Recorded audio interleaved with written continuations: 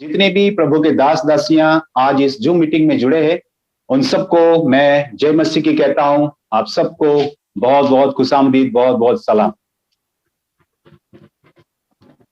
आवाज आ रही है आपको? Yes sir. Okay, thank you. तो आज मैं आपके इस ग्रुप में सबसे पहले जुड़ा हूं, पहली बार जुड़ा हूं। तो सबसे पहले मैं खुदाबंद का शुक्रगुजार करता हूं, बहुत बहुत धन्यवाद करता हूं कि आज आपके साथ मुझे बहुत अच्छी सहभागिता करने का अवसर मिला। और भाई ज्योतिष ने आज मुझे फोन से बताया कि आज आपको सेवा देना है, तो मुझे वैसे तो बड़ी खुशी हुई, लेकिन आज थोड़ा सा मैं मीटिंग में बिजी था। लेकिन उनको बताया कि कोई बात नहीं, हम शाम को मिलते हैं। और आज आपके साथ जुड़ने का सौभाग्य प्रभु ने मुझे दिया। खुदाबंद का मैं बहुत बहुत शुक्रिया अदा करता हूँ, बहुत बहुत धन्यवाद करता हूँ। आज मैं आपके साथ एक बाइबल के एक पैसेज को बांटना चाहता हूं, जो आप अपने बाइबल से मरकुस रचित सुसमाचार उसके 10वें अध्याय के 46 से लेकर 52वें पद तक हम देखेंगे, और यहाँ कुछ अच्छी बातें हम सीखेंगे। तो आप आपके बाइबल में देख लीजिए, आपकी जो भी लैंग्वेज है। मैं आप सबका तहे दिल से आपका स्वागत करता हूं, और इस बाइबल स्टडी में, बाइबल के इस संदेश में आपको ले जाना चाहता हूं। और आप अपनी बाइबल में देखिए, मरकुस रचित सुसमाचार उसका 10वां अध्याय 40 से 52 तक। Mark chapter 10 verse 46 to 52। So आप लोगों ने निकाली होगी। बहुत बहुत धन्यवाद। मैं आपके लिए थोड़ा सा पढ़ता हूं और फिर आपके साथ आज का वचन हम बांटेंगे। यहां पर लिखा है 46वें वचन से, वे यरीहो में आए, और जब वह और उसके चेले और एक बड़ी भीड़ यरीहो से निकलती थी, तब तिमाई का पुत्र बरतिमाई, एक अंधा भिखारी, सड़क के किनारे बैठा था। वह यह सुनकर कि यीशु नाजरी है, पुकार पुकार कर कहने लगा, हे दाऊद की संतान, यीशु मुझ पर दया कर। बहुतों ने उसे डांटा कि चुप रहे, पर वह और भी पुकारने लगा, हे दाऊद की संतान, मुझ पर दया कर। तब यीशु ने ठहर कर कहा, उसे बुलाओ। और लोगों ने उस अंधे को बुलाकर उससे कहा, ढाढ़स बांध, उठ, वह तुझे बुलाता है। वह अपना कपड़ा फेंक कर शीघ्र उठा और यीशु के पास आया। इस पर यीशु ने उससे कहा, तू क्या चाहता है कि मैं तेरे लिए करूं? अंधे ने उससे कहा, हे रब्बी, यह कि मैं देखने लगूं। यीशु ने उससे कहा, चला जा, तेरे विश्वास ने तुझे चंगा कर दिया है। वह तुरंत देखने लगा और मार्ग में उसके पीछे हो लिया। हालांकि ये बाइबल का जो पैसेज है, बाइबल की जो ये वचन है, हमने बार बार पढ़े हैं, बहुत इसके बारे में गहराई से जानते हैं। लेकिन आज मैं कुछ ऐसी सच्चाई आपके साथ बांटना चाहता हूं जो मेरे जीवन में बनी है, आपके जीवन में भी बनी है। और ये वचन आज मुझे और आपको एक नई दृष्टिकोण की तरह कुछ वचन दिखाएंगे, कुछ खुलासा दिलाएंगे, कुछ अंदर से रेवलेशन हमें मिलेगा। और सबसे पहले मैं 40 वचन के कुछ शब्दों को पढ़ना चाहता हूं, दोबारा आपके साथ इन शब्दों को दोहराना चाहता हूं। आप बड़े ध्यान से इनको सुनिए। वे यरीहो में आए। हम जानते हैं कि यरीहो के बारे में हम लोग पासवान लोग हैं, प्रभु के लोग हैं, बहुत अच्छी तरह से यहोशू उसके 6वें अध्याय की कहानी को बहुत बखूबी जानते हैं कि यहोशू उसके 6वें अध्याय में क्या घटना घटी थी। वी नो एवरीबॉडी, हम लोग जानते बहुत अच्छे से। लेकिन यहां पर मैं पुराने नियम की बात और नए नियम की बातों को जोड़ते हुए पुराने जीवन और नए जीवन की कुछ बातें करना चाहता हूं, जो मेरे जीवन में ये घटी है। आध्यात्मिक रीति से मैं आपके साथ कुछ शेयर करूंगा आज। यहां पर लिखा है, वे यरीहो में आए। कौन कौन आया? जब हम देखते हैं, और वह और उसके चेले और एक बड़ी भीड़ यरीहो से निकलती थी। बड़े ही साधारण शब्दों में मरकुस ने हमें यहां पर वर्णित किया है कि 3 शब्दों पर पहले हम देखते हैं, फिर दोबारा दूसरे 3 शब्दों को देखेंगे। वहां लिखा है वह, यानी यीशु मसीह। जानबूझ के यहां पर यीशु मसीह नहीं लिखा, जानबूझ के यहां पर शब्द इस्तेमाल किया गया है पवित्र आत्मा के सामर्थ्य के द्वारा। वह लिखा है क्योंकि वो कौन है उसे मुझे भी जानना है और उस अंधे व्यक्ति ने भी जाना है। इसलिए जानबूझ के यहां पर यीशु शब्द नहीं लिखा, वह शब्द हिंदी में लिखा एक व्यक्ति के रूप में लिखा है। और आगे कहा है चेले, और तीसरा शब्द है बड़ी भीड़। अब बड़े ध्यान से सुनिए, वह लिखा है, यानी कोई इंडिकेशन हमें नहीं दिया। यदि कोई नया विश्वासु या कोई ऐसा व्यक्ति जिसने कभी बाइबल नहीं पढ़ी हो, उस व्यक्ति को इस पैसेज से यदि हम पढ़ाएं तो उसे कुछ भी समझ में नहीं आएगा, क्योंकि पहला जो शब्द वह लिखा है उसके बारे में, किसी व्यक्ति के बारे में हमें कोई भी परिचय नहीं मिल रहा है।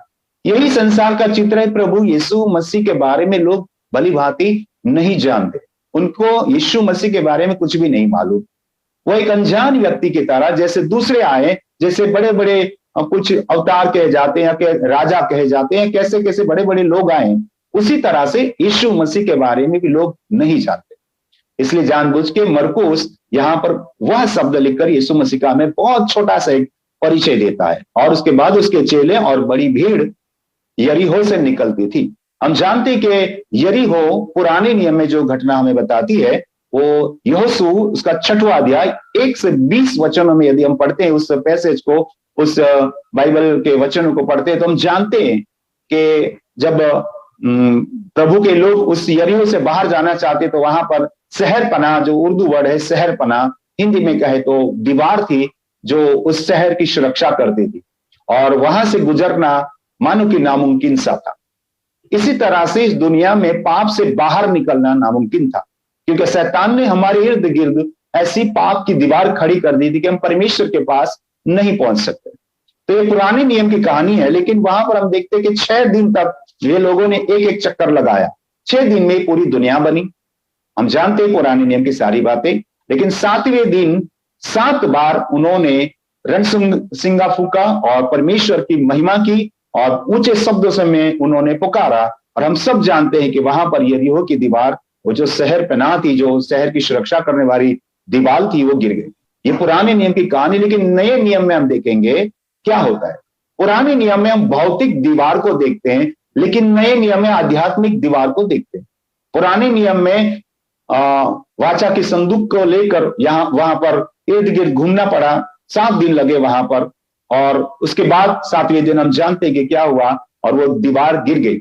लेकिन आज नए नियम की जमाने में, आज के जमाने में, ये दीवार आज भौतिक दीवार नहीं है, आज आध्यात्मिक दीवार है। और ये आध्यात्मिक दीवार ये चीज है कि जो इंसान परमेश्वर को नहीं पहचान पा रहा, इसीलिए जानबूझ के मरकुस ने यहां पर यीशु शब्द या इस यीशु के बारे में कोई भी ज्यादा शब्द नहीं लिखे। किसी भी रीति से हम यीशु को पहचान नहीं पा रहे हैं।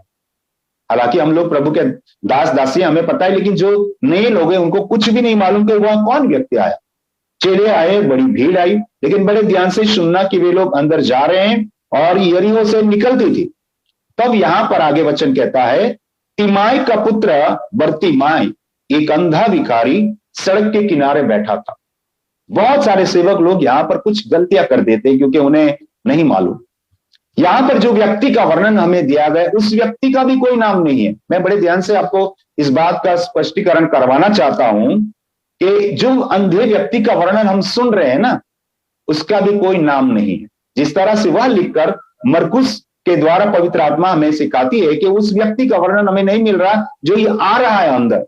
क्योंकि हम यदि 46वें वचन से पढ़ते हैं, आगे कुछ भी नहीं जानते हैं, तो यीशु मसीह के बारे में किसी को भी कुछ पता नहीं चलता। इसी तरह से यहां पर एक व्यक्ति है जो अंधा है और भिखारी है, उसके नाम का भी वर्णन नहीं लिखा है। हालांकि जो लिखा है उसका मैं तात्पर्य समझाना चाहता हूं। तिमाई का पुत्र बारतिमाई, जो बार वर्ड है या बर वर्ड है, उसका उस शब्द का मतलब होता है बेटा, और तिमाई का मतलब होता है उसके पिता का नाम। यानी कि वास्तविक रीति से देखा जाए तो इस व्यक्ति का भी कोई नाम नहीं है। इस व्यक्ति की पहचान है कि वो तिमाई का बेटा है। बार यानी बेटा, तिमाई यानी कि तिमाई का बेटा है, लेकिन इसका व्यक्तिगत कोई नाम नहीं है। वो भी एक बेनाम व्यक्ति है, उसके बारे में कोई जानता नहीं है। हाँ, वो जानते हैं कि वो तिमाई का बेटा है और वो अंधा है और वो भिखारी है। 3 प्रकार से हमें उसकी पहचान मिलती है कि उसका कोई नाम नहीं है, वो तिमाई का बेटा है। लिखा भी है जानबूझ के तिमाई का पुत्र, जानबूझ के लिखा है तिमाई का पुत्र, फिर लिखा है बार तिमाई यानी बार तिमाई का बेटा। और आगे उसका वर्णन लिखा है वो अंधा था और दूसरा था वो सड़क के किनारे बैठा। यहां भी हम 3 शब्दों को देखते हैं। सबसे पहले हम वह शब्दों को देखते हैं जो यीशु मसीह को रिप्रेजेंट करते, यीशु मसीह को बताते हैं, लेकिन यहां हमें पता नहीं चल रहा। इसी तरह से तिमाई का जो बेटा है बरतिमाई, उसका भी कोई वर्णन नहीं है, कोई नाम नहीं है। उसका व्यक्तिगत रीति से कोई परिचय नहीं है। हालांकि उसकी शारीरिक अवस्था के बारे में बताया गया है कि वो अंधा था और वो रास्ते के किनारे बैठा। लेकिन दो जो शब्द हम पहले सुने वो था उसके चेले और दूसरा था बहुत सारी बड़ी भीड़। वहां पर हम देखेंगे वो चेले को शब्दों को हम जोड़ेंगे अंधे भिखारी के साथ। ये अंधा जो भिखारी था वो खुद एक कदम भी बढ़ा नहीं सकता था, लेकिन चेले ने विश्वास किया था। हालेलुया। चेलों ने विश्वास किया था। हम जानते हैं कि अंधा भिखारी एक कदम बढ़ा नहीं सकता अपने आप से, किसी और व्यक्ति का सहारा उसे चाहिए। लेकिन ये जो चेले हैं वो चेलों ने सबसे पहले हम जानते हैं कि यूहन्ना बपतिस्मा देने वाले ने कहा कि देखो परमेश्वर का मेमना जो संसार का पाप उठा ले जा रहा है। उस बात को सुनकर दो चेले ने वहां यीशु के पीछे चलने लगे। उनके दो भाई आए, वहां 4 चेले हुए, उसके बाद 12 चेले, उसके बाद और 70 चेले। इस तरह से चेले बढ़ते गए, क्योंकि उन्होंने सुना, उन्होंने ग्रहण किया, उन्होंने समझा, उन्होंने विश्वास किया। लेकिन बरतिमाई ऐसा नहीं कर सकता था, क्योंकि वो अंधा था, वो एक कदम भी नहीं बढ़ा सकता था।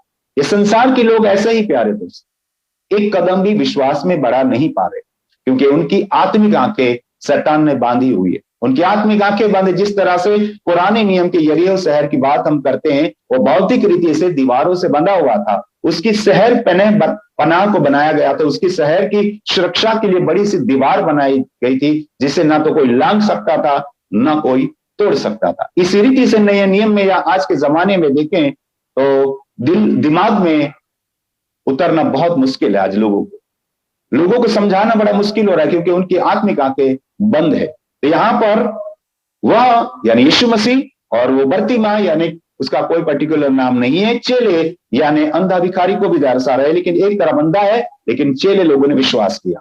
तीसरा जो है बड़ी भीड़ है, बहुत सारे लोग जा रहे हैं उसके पीछे पीछे, लेकिन ये व्यक्ति बैठा है। यानी कि तीसरा जो पद हमने देखा, तीसरा जो शब्द हमने देखा वो था बड़ी भीड़ उसके पीछे पीछे हो ली थी, उनके पीछे पीछे जा रही थी। वो विश्वास के साथ जा रहे थे कि प्रभु यीशु मसीह में आशीष देंगे, प्रभु यीशु मसीह में चंगाई देंगे, प्रभु यीशु मसीह में बरकत देंगे, प्रभु यीशु मसीह हमारे जीवन को उद्धार करेगा। इसी उम्मीद के साथ वो लोग यीशु मसीह के पीछे जा रहे हैं।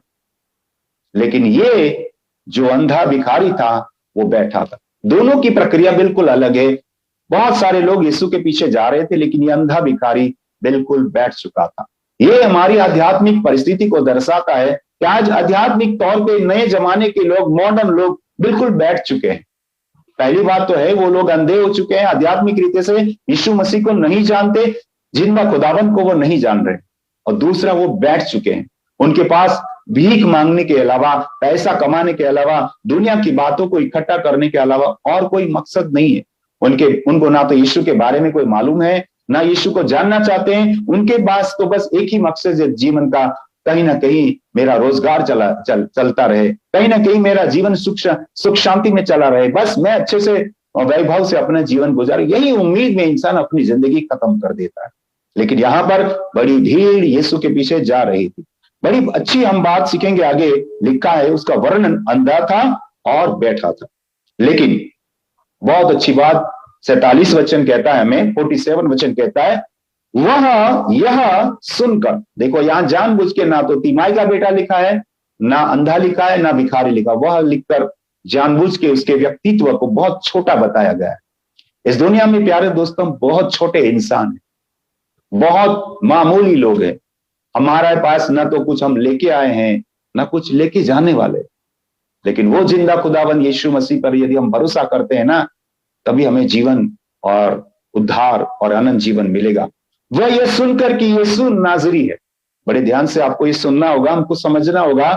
वो देख नहीं रहा था लेकिन समझ रहा था। आज हमें समझना चाहिए कि वो कौन है। मुझे और आपको भली भांति हम जानते, लेकिन दुनिया के लोग नहीं जानते। हमें ये उनको बताना है कि यीशु नाजरी है। आप देखिए यरीहो शहर की कितनी बड़ी बात है। वो पुराने नियम में भी हम देखते हैं, नए नियम में बहुत बड़ा वो एक व्यापार का केंद्र था, धर्म का केंद्र भी था। यरीहो बहुत बड़ा शहर था। और मैं आपको ये भी अवगत करा दूं, यरीहो का जो मतलब होता है उसके 2 मतलब होते हैं। ये एक कनानी शब्द है और इसका मतलब होता है रिह पर से ये शब्द आया है। रिह पर से शब्द आया, इसका मतलब होता है फ्रेग्रेंट यानी कि खुशबू। और दूसरा एक मतलब होता है उसका मून यानी चंद्रमा या चांद। ये दुनिया एक फ्रेग्रेंट की तरह, एक खुशबू की तरह बहुत अच्छी लगती है, बहुत सुहानी लगती है, बहुत प्यारी लगती है, लेकिन हमेशा खुशबू का एक प्रभाव रहता है, बहुत छोटे थोड़े समय के लिए होता है। ये दुनिया का जीवन भी बहुत थोड़े समय के लिए है प्यारे दोस्तों। खुशबू की तरह जिन हम जन्म लेते हैं और कुछ ही सालों में इस दुनिया को छोड़ के चला जाना होता है, कुछ नहीं हमारे पास रहता। ये खुशबू भी कुछ समय के लिए हमें बहुत अच्छी सुहावनी लगती है, लेकिन धीरे धीरे खुशबू खत्म हो जाती है। और दूसरा जो मतलब होता है मून यानी चंद्र या चांद। चांद भी आप देखिए ना, हम लोग कहते हैं ऐसे हिंदी में 4 दिन की चांदनी फिर अंधेरी रात। 4 दिन की चांदनी फिर अंधेरी रात हो जाती है। जिंदगी ऐसी ही है, चांदनी लगती है हमें बहुत अच्छी, बहुत प्यारी, लेकिन एक दिन ये जिंदगी अनमोल जिंदगी खत्म हो जाती है। यीशु मसीह को जाने बिना जो लोग मर जाते हैं, उनके जीवन के लिए कितना अफसोस हो जाता है। उनको लगता है यही जीवन है, यही अच्छा है, सब कुछ बराबर है, लेकिन अफसोस की बात है कि दुनिया के पैसे, दुनिया की धन दौलत कुछ भी वो हासिल नहीं कर सकते। आखिरात में उन्हें दोजख या नरक में मिलता है। इसलिए ये जो मतलब है ये दुनिया का सही नहीं है। ये ना तो चंद्रमा है, ना तो खुशबू थोड़े समय का है। लेकिन हम देखते हैं दोनों अर्थ के साथ साथ हम यरीहो के बारे में देखते हैं। वह यह सुनकर कि यीशु नाजरी है। यीशु नाजरी, हम लोग जानते हैं नाजरेत के बारे में। नाजरेत का मतलब ही होता है बेनामी या कुछ भी मतलब के बिना का गांव, यानी कोई जिसके मायने नहीं है। लोगों को आज संसार का जीवन बहुत अच्छा लगता है, बहुत प्यारा लगता है, बहुत खुशनुमा लगता है, लेकिन स्वर्गीय जीवन के बारे में किसी को कोई पड़ी नहीं। वो नाजरेत की तरह है, किसी को इसके बारे में कोई ये नहीं है कि चलो स्वर्ग राज्य के बारे में हम खोज करें, क्योंकि स्वर्ग के बारे में किसी को कोई चिंता नहीं है। सब लोग इस दुनिया की खुशियां, दुनिया के पैसे, दुनिया का धन दौलत, इसी के चक्कर में पड़े। लेकिन स्वर्ग का राज्य को हम बहुत मामूली समझते। कई धर्मों में लिखा है, कई शास्त्रों में लिखा है, बस लोगों ने पढ़ा है, सुना, समझ लिया, हो गया, खत्म। यहां लिखा है नाजरी यानी छोटे से गांव का व्यक्ति। स्वर्ग को बहुत छोटा समझ लिया है, बहुत मामूली, बस धार्मिक किताबों में और रिलीजियस किताबों में उसका वर्णन, और कुछ सच्चाई नहीं। इस तरह से लोग समझ रहे हैं। वैज्ञानिक तथ्यों पे और आज के आधुनिक जमाने में लोग स्वर्ग को देखते ही नहीं, समझते ही नहीं इसके बारे में। लेकिन हमें समझना है यीशु नाजरी है। उसने पुकार पुकार कर कहने लगा, हे दाऊद की संतान यीशु मुझ पर दया। मैं आपको समझाना चाहता हूं, एक अंधा व्यक्ति जो जन्म से अंधा होगा, उसके माता पिता ने उन्हें त्याग दिया होगा, उसका नाम भी नहीं कोई रखा होगा, उसे ऐसे ही त्याग दिया होगा। उसने जो अंगीकार किया, बहुत बड़ा अंगीकार किया। उसने कहा, हे दाऊद की संतान। प्यारे दोस्तों, मैं आपको ये बताना चाहता हूं कि दाऊद की संतान कहना बड़ी हिम्मत का काम है। ये बड़े विद्वान और बाइबल के स्कॉलर ही कह सकते थे, और कोई नहीं कह सकता, क्योंकि दाऊद की संतान कहने का मतलब ये था कि उद्धार करता। दाऊद की संतान कहने का मतलब मैं आपको बताना चाहता हूं, मत्ती रचित सुसमाचार आप अपनी बाइबल से निकालिए, पहला अध्याय और पहला ही पद जो हमें बहुत ही प्यारी वचन में समझाता है। मत्ती कहता है, मत्ती कौन था? हम जानते हैं कि मत्ती एक पढ़ा लिखा व्यक्ति था और एक चुंगी लेने वाला व्यक्ति था और बहुत ही विद्वान व्यक्ति था। उसने पहले ही शब्दों में, पहले ही वचन में, पहले ही कलाम में ये कहा है, अब्राहिम की संतान, दाऊद की संतान, यीशु मसीह की वंशावली। प्यारे दोस्तों, ऐसे ही नहीं कह दिया उसे। वो बहुत पढ़ा लिखा चुंगी लेने वाला व्यक्ति था, लेकिन उसने अब्राहम की संतान और दाऊद की संतान कहकर यीशु मसीह को पहले ही वचन में सिद्ध कर दिया कि वो आने वाला मसीहा है। हालेलुया। वो आने वाला यीशु मसीह है जिसने पूरे दुनिया को जिसने बचाना है। और इसलिए उसने ये बात को जाहिर कर दी कि वो कोई आम आदमी नहीं। उसकी वंशावली दिखाने से ये उसके माता पिता का नाम नहीं बता रहा है, सीधे सीधा वो अब्राहम की संतान और दाऊद की संतान कहकर वो यीशु मसीह को दुनिया का उद्धारकर्ता के रूप में वो स्वीकार कर रहा है। आगे एक और वचन मैं आपके साथ पढ़ना चाहता हूं, मत्ती रचित सुसमाचार उसका 21 अध्याय और 9 और 10 वचन को मैं आपके साथ पढ़ना चाहता हूं। 8 और 9, माफ कीजिएगा, मत्ती रचित सुसमाचार 21 अध्याय 8 और 9। तब बहुत से लोगों ने अपने कपड़े मार्ग में बिछाए और अन्य लोगों ने पेड़ों से डालियां काटकर मार्ग में बिछाई। जो भीड़ आगे आगे जाती और पीछे पीछे चली आती थी, पुकार पुकार कर कहती थी, दाऊद के संतान को होसन्ना। प्यारे दोस्तों, ये शब्द बड़े आसान लगते हैं, जब हम सुनते हैं ना बड़े आसान लगते हैं, लेकिन ये पुकार करना बड़ा मुश्किल था, क्योंकि उस जमाने में किसी को दाऊद की संतान कहना एक बड़ा चैलेंज था, बहुत बड़ी बात थी, क्योंकि दाऊद की संतान उसी को कहा जाता था जो दुनिया का उद्धार करता है। और एक अंधा व्यक्ति यदि ऐसा कहता है, एक भिखारी यदि ऐसा कहता है कि तू तो दाऊद की संतान है, तू तो उद्धार करने वाला है, बचाने वाला है, तो ये शायद लोगों के लिए बड़ा बड़ा आश्चर्यचकित बात होती, क्योंकि एक अनपढ़ व्यक्ति, एक अंधा व्यक्ति, एक मामूली सा व्यक्ति, भिखारी व्यक्ति यदि प्रभु यीशु मसीह को दाऊद की संतान कहता है तो बहुत बड़ी ऊंची बात करता है। और यहां पर मत्ती में भी हम देखते हैं 21 और 9 में कि दाऊद की संतान होशाना। हम जानते हैं कि होशाना का मतलब क्या होता है। होशाना का मतलब होता है हे परमेश्वर हमें उद्धार दे, हे परमेश्वर हमें छुटकारा दे, हे परमेश्वर हमें मुक्ति दे। ये जो बर्तिमाई था, जो अंधा व्यक्ति था, वो दाऊद की संतान कहकर ये कहना चाहता था कि मुझे ये मुक्ति चाहिए प्रभु जी, मुझे मुक्ति चाहिए प्रभु। वो सिर्फ चंगाई की बात नहीं कर रहा था। आज लोग आध्यात्मिक रीति से अंधे हैं, आध्यात्मिक रीति से भिखारी हैं, लेकिन आज बड़ी सटीक पुकार हमें करना है कि हे दाऊद की संतान, यीशु मुझ पर दया कर। मैं आपको एक और चीज बताना चाहता हूं। पहले उसने कहा दाऊद की संतान, यीशु मुझ पर दया कर। उसने जानबूझ के यीशु शब्द इस्तेमाल किया।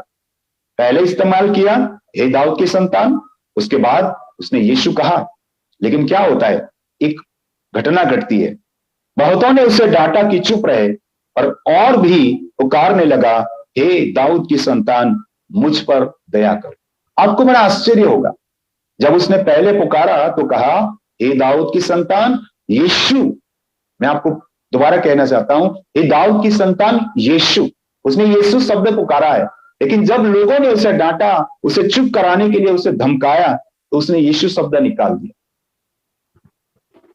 उसने सीधे सीधा कहा दाऊद की संतान। और मैं बहुत खुश हो जाता हूं जब ये अध्ययन करता हूं, पढ़ता हूं, क्योंकि इसने यीशु शब्द ही निकाल दिया। उसने दाऊद की संतान कहकर ये पुकारना चालू कर दिया कि तू ही उद्धार करता है, तू ही बचाने वाला है, तू ही मुक्ति देने वाला है, तू ही छुड़ाने वाला है, तू ही सब कुछ।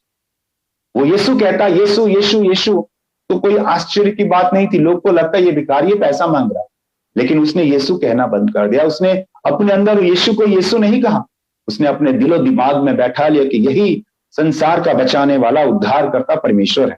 और उसने कहा हे दाऊद की संतान यीशु मुझ पर दया कर। बहुतों ने उसे डांटा कि चुप रहे, और वह और भी पुकारने लगा हे दाऊद की संतान मुझ पर दया कर।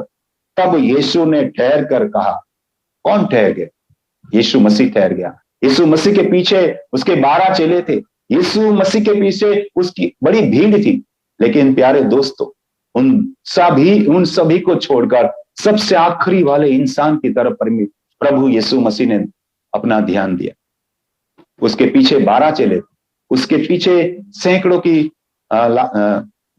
लोग थे, लेकिन नहीं, जो अंधा था, जो लाचार था, जो पुकार रहा था उद्धार करता उद्धार करता उद्धार करता, दाऊद की संतान मुझे मुक्ति दे, मुझे चंगाई दे, मुझे छुटकारा दे, उसकी पुकार को उसने सुना। आज हम यीशु यीशु बहुत करते हैं। बाइबल में लिखा है कि आप मुझे यीशु यीशु तो बहुत कहते हैं, लेकिन जो मैं कहता हूं आप करते नहीं। यहां उसने यीशु कहना बंद कर दिया। उसने उद्धारकर्ता के रूप में उसे स्वीकार कर लिया, उसने मुक्तिदाता के रूप में उसे स्वीकार कर लिया। हम विश्वासी लोग भी बहुत बार गलती कर देते हैं, यीशु को यीशु कह देते हैं, लेकिन यीशु को उद्धारकर्ता मानने में कई बार हम कुछ गलतियां कर देते, कई बार हम अपने आप को कमजोर समझ लेते हैं। ये बर्तिमाई के द्वारा हमें बहुत कुछ सीखने मिलता है। एक अंधा व्यक्ति भिखारी था, ना कोई पढ़ा लिखा था, कुछ भी नॉलेज नहीं था उसके पास, लेकिन उसने सबसे पहला आरंभ चालू किया पुकार करना, हे मुझे मुक्ति देने वाले दाऊद की संतान, जो तू आने वाला वही है। वो देख नहीं रहा था, सुन रहा था, लेकिन पुकार उसकी बिल्कुल सटीक थी। और यहां पर हम देखते हैं यीशु मसीह ने कहा उससे ही बुलाओ। हम यीशु को किस तरह से बुलाते हैं? यीशु हमें वैसा ही बुलाएगा। कई लोग ऐसे होते हैं जो अपने आप को मसीह कहते हैं, अपने आप को क्रिश्चियन कहते हैं, लेकिन अपना व्यक्तिगत जीवन यदि हम जांचेंगे ना, तो शायद हम अपने जीवन में बड़े कमजोर और बड़े मामूली से दिखाई दें। क्योंकि हम अच्छा प्रभु का नाम तो लेते हैं, भक्ति सभा में, चर्च में जाते हैं, सब कुछ करते हैं जो मसीह को करना चाहिए, लेकिन शायद दिल में अभी वो स्थान हमने यीशु मसीह को नहीं दिया। ये अंधा हमें सिखा रहा है। हम क्या अपने आप को सिखाएंगे? मैं क्या आपको सिखाऊंगा, आप क्या मुझे सिखाएंगे। ये अंधा हमें सिखा रहा है जो कुछ भी नहीं जानता। वो यीशु को यीशु नहीं कह रहा है, यीशु को उद्धारकर्ता के रूप में स्वीकार कर रहा है। आज हमें बड़ा चैलेंज मिल रहा है इस अध्ययन से, आज इन वचनों से हमें बड़ा चैलेंज मिलता है कि हम यीशु को यीशु की तरह जान रहे हैं। कुरान की मैं बात करता हूं, मैं इसलिए कुरान की बात करता हूं प्यारे दोस्तों, जितने भी मुझे ये जूम मीटिंग से सुन रहे हैं, मैं आपको बताना चाहता हूं कि मेरा जन्म एक मुस्लिम परिवार में हुआ था, और मुस्लिम परिवार में यीशु मसीह को मरियम का बेटा यीशु ही कहा जाता है। यही तो गलती है इंसान की, वो मरियम का बेटा यीशु कहकर उसे बस उसकी बातें करके खत्म कर देते। कुरान में सबसे ज्यादा बात यीशु मसीह की होती है, लेकिन उद्धारकर्ता के रूप में नहीं होती।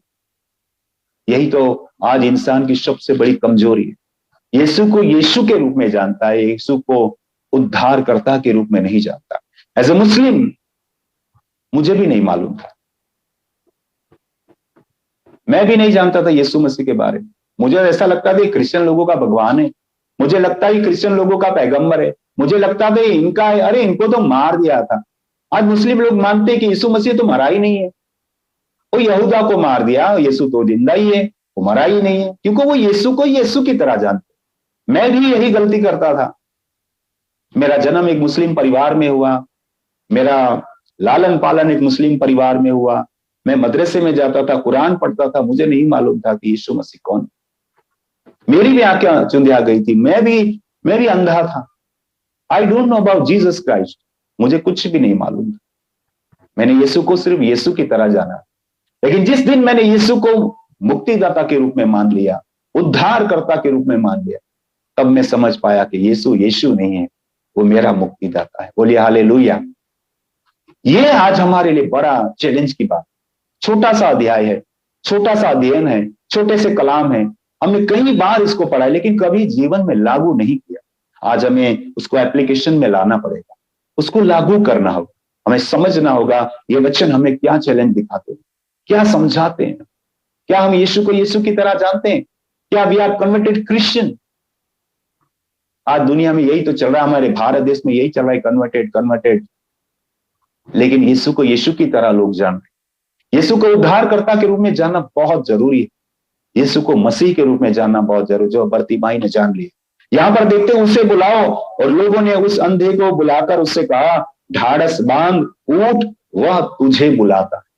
कितने लोग थे, 12 चेले थे यीशु मसीह के पीछे, कई अनगिनत लोग थे, लेकिन बुलाया सिर्फ एक ही व्यक्ति को। हम लोग यीशु के पीछे चल तो रहे हैं, यीशु को मान तो रहे हैं, क्या यीशु हमें बुला रहा है? क्या जीसस क्राइस्ट कॉलिंग अस? क्या वो हमें नाम लेके बुला रहा है? आज हमारे जीवन को जांचना चाहिए हम, कि यीशु मसीह हमें अपने नाम देकर, मेरा नाम देकर मुझे बुला रहा है। यारे दोस्तों, मैंने अपना नाम चेंज कर दिया, मैंने सारे डॉक्यूमेंट में अपना नाम चेंज कर दिया, क्योंकि मैंने अपना जीवन बदल दिया। मैंने पूरा जीवन, पिछले 30 साल से मैं सेवकाई में हूं, 30 साल से सेवकाई में। मेरे पूरा परिवार जर्मनी में रहता, लेकिन आज मैं एक छोटे से गांव में रहता हूं। मैंने यीशु को समझ लिया, यीशु को मान लिया, इसीलिए मैंने सब कुछ छोड़ दिया। सारी धन, वैभव, संपत्ति, ये सारी चीजें मेरे कोई काम की नहीं, क्योंकि मैं भी बरतिमाई की तरह रास्ते के किनारे बैठा था, कुछ नहीं था मेरे पास। जैसे मेरे परिवारजनों ने मुझे सिखाया, मेरे पिता के परिवार ने मुझे सिखाया कि ये वही कर रहा था। मुझे नहीं मालूम, लेकिन भरी जवानी में मैंने यीशु मसीह को ग्रहण किया। 22 साल की उम्र में मैंने यीशु मसीह को ग्रहण किया, और उसी साल से मैंने सेवा करना आरंभ कर दिया। मैंने सब कुछ त्याग दिया। मेरे पिता ने मुझे रेस्टिकेट कर दिया। मेरे पिता एक बड़े डॉक्टर थे, मेरा पूरा परिवार, पिता का परिवार जर्मनी में रहता, लेकिन आज मैं भारत के एक छोटे से गांव में रहता, क्योंकि मैं अब भिखारी नहीं हूं। मैं बताऊंगा ये भिखारी की क्या हालत हुई, मैं बताऊंगा आपको, ध्यान से सुनिए। 50 वचन कहता है, वह अपना कपड़ा फेंक कर शीघ्र उठा। बड़े ध्यान से सुनना आप, ये वचन हमें बहुत आसान लगते हैं, जब हम पढ़ते हैं ना तो हमें उसके रेवल्यूशन नहीं मालूम, इसलिए वचन बड़ी साधारण कहानी लगती है हमें। ये कहानी हमने संडे स्कूल से सीखी है, ये कहानी हमें कई पास्टरों के द्वारा सीखी है, लेकिन कभी अपने जीवन में उसको लागू नहीं किया, इसीलिए हम फेल हो जाते हैं, इसलिए हम अपने जीवन में निष्फल हो जाते हैं। यहां पर लिखा है, अपना कपड़ा फेंक कर शीघ्र उठा। तुरंत वो उठा। क्या फेंका उसने? कपड़ा फेंका। ये कपड़ा अपने आप को जो लपेट के बैठा था, ये धर्म के चक्करों में फंसा था। मैं और आप लोग यही रीति रिवाज, रिचुअल्स, ये सारी चीजें, परंपराएं, उसी में तो फंसे और इसी को निकाल के फेंकना है। और शीघ्र उठा, जो कभी उठता नहीं था, बैठे बैठे भीख मांगता था, उसका उठना जायज नहीं था। वो बैठे बैठे बड़ी मायूसी से लोगों से भीख मांग रहा था। लेकिन आज वो मायूसी चली गई उसके जीवन से। जब मैंने यीशु मसीह को ग्रहण किया ना प्यारे दोस्तों, मेरे जीवन से सारी मायूसी चली गई, सारी निराशाएं चली गई। मैं आज खुशहाल जिंदगी जीता। हाँ, मैं आज बहुत मामूली सा जीवन जीता हूं, लेकिन मेरा आत्मा, मेरा मन, मेरी सेवा, मैं बहुत खुश हूं आज अपने जीवन से। क्योंकि मैंने जीवन में भौतिक बातों को नहीं पाया, क्योंकि भौतिक बातें जो पुराने नियम की दीवार तो कब की टूट चुकी है, उन दीवारों को क्या ढूंढूंगा मैं। जैसे हम अभी देखते अर्थक्वेक आया और सारा तितर बितर हो गया, टूट कर बिखर गया, कुछ नहीं रहा हमारे पास। कितनी जानें चली गई, कितनी बड़ी बड़ी इमारतें खत्म हो गई। ये जिंदगी इसी तरह से है, एक हवा का झोंका आएगा, खत्म हो जाएगी।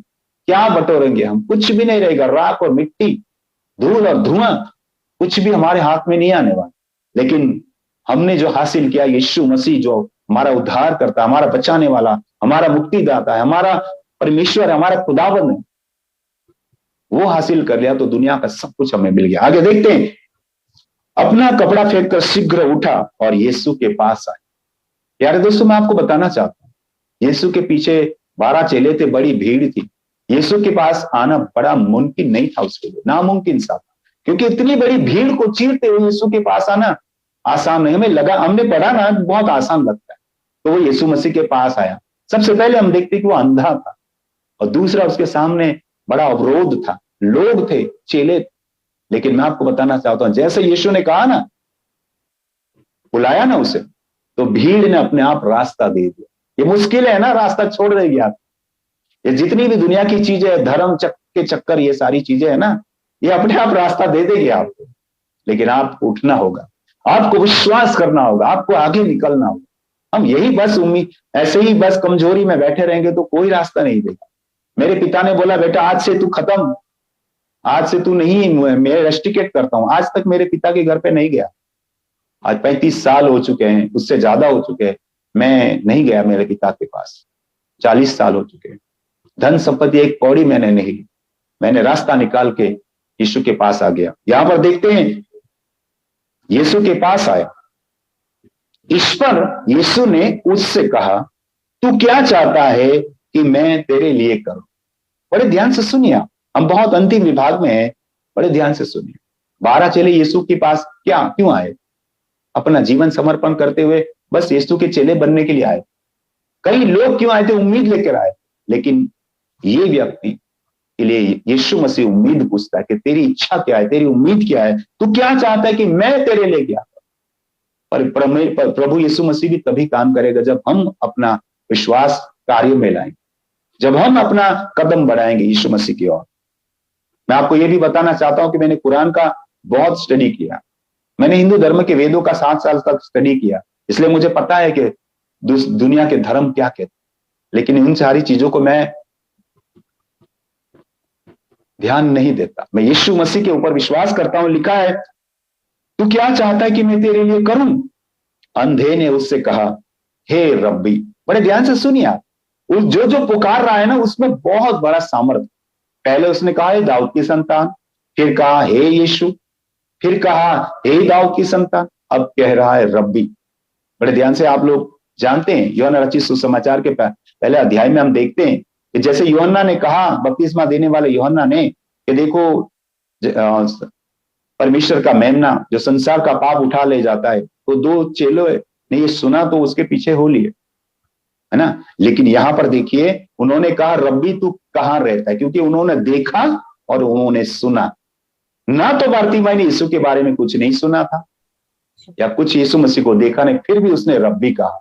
रब्बी का मतलब आप लोग जानते हैं भली भांति, उर्दू में होता है रब के पास ले जाने वाला, रब का रास्ता दिखाने वाला, रब की पहचान कराने वाला। हालांकि हिंदी और संस्कृत में उसे गुरु कहा जाता है, लेकिन उर्दू में बहुत अच्छा वर्ड है रब्बी, यानी रब के पास ले जाने वाला। उसने रब्बी कहा, यानी कि तू मुझे खुदावंद के पास ले जाने वाला, मेरा मसीह है, मेरा उद्धार करता है। रब्बी यह है कि मैं देखने लगूं। आप लोग देखते हैं 40वें वचन में वो भीख मांग रहा था, उसे पैसों की जरूरत थी, लेकिन अब उन सारी चीजों को उसने छोड़ दिया। पैसे, भौतिक चीजें, सारी चीजें उसने नहीं मांगी। उसने जो मांगा वो बहुत बड़ी चीज मांगी, जो किसी के पास नहीं मांगा। उसने कहा, हे रब्बी मैं देखने लगूं, मुझे देखना है अभी, बस मुझे पैसा नहीं चाहिए, रोटी नहीं चाहिए, कपड़ा नहीं चाहिए, कोई चद्दर नहीं चाहिए, कुछ नहीं चाहिए भौतिक चीजें। मुझे चाहिए दृष्टि चाहिए, मुझे चाहिए आंखें चाहिए, मुझे प्रभु देखना है। 52 वचन क्या कहता है? यीशु ने उससे कहा, चला जा, तेरे विश्वास ने तुझे चंगा कर दिया। यहां पर शब्द ध्यान से सुनिए, तेरे विश्वास ने तुझे चंगा कर दिया लिखा है। तू देखने लगे ऐसा नहीं कहा। बड़े ध्यान से सुनिए, यदि कहा होगा यीशु ने कि तू देखने लगे तो वो देखने ही लगता, और कुछ नहीं समझना। लेकिन उसने कहा चंगा हो जाए। कौन सी चीजों में चंगा हो जाए? शारीरिक रूप में चंगा हो गया, वो देखने लगा। आध्यात्मिक रूप में चंगा हो गया कि वो समझ गया कि यीशु मसीह कौन है। भौतिक रूप में समझ गया कि वो कौन है। मानसिक रूप में वो समझ गया कि यीशु मसीह कौन है। मुझे अभी भिक्षा नहीं मांगनी, मुझे भीख के पीछे नहीं पड़ना है, ये रास्ते में नहीं बैठना। उसने क्या, सारी चीजें उसकी बदल गई। और कहता है वह तुरंत देखने लगा। हालेलुया, परमेश्वर की स्तुति हो, प्रभु की महिमा हो। और आपको मैं बताना चाहूं, मार्ग में यीशु के पीछे हो लिया। जब हमने इस शास्त्र भाग का अध्ययन आरंभ किया था, तब हमने देखा था अंधा बर्तिमाई रास्ते के किनारे बैठा था। उसकी जो स्थिति थी भौतिक, वो बैठा था, भीख मांग रहा था, यानी मांगने का काम कर रहा था, बैठा हुआ था, रास्ते के किनारे था। लेकिन नहीं, जैसे यीशु मसीह को उसने उद्धारकर्ता के रूप में ग्रहण किया, अब वो देखने तो लगा भौतिक रीति से, लेकिन अब वो यीशु के पीछे हो। मैं आपको और एक चीज बताना चाहता, और फिर मेरा संदेश आज खत्म करूंगा। अब तक वो मांग रहा था, अब तक वो पैसों को या कुछ चीजों को मांग रहा था, लेकिन अब वो देने वाला बना। क्या देने वाला? गवाही देने वाला बना। हालेलुया, अब वो गवाही देने वाला बना। अब वो बता रहा है कि नहीं, यीशु मसीह जिंदा खुदा है, जिसने मेरी आंखों को, अंधापन को दूर कर दिया, मुझे देखता कर दिया। ये खुदावन यीशु मसीह जिंदा खुदा है। वो जहां जहां जाता है ना, वो गवाही देता होगा। यीशु के पीछे हो गया। आज हम क्या दे रहे हैं? यीशु ने तो उसने अपना लहू बहा दिया, यीशु ने अपना जीवन दे दिया, हमने क्या दिया? यही सवाल के साथ आज का संदेश मैं यहां खत्म करता हूं। आप सबको प्रभु बहुत आशीष करे। God bless you. धन्यवाद। जय मसीह।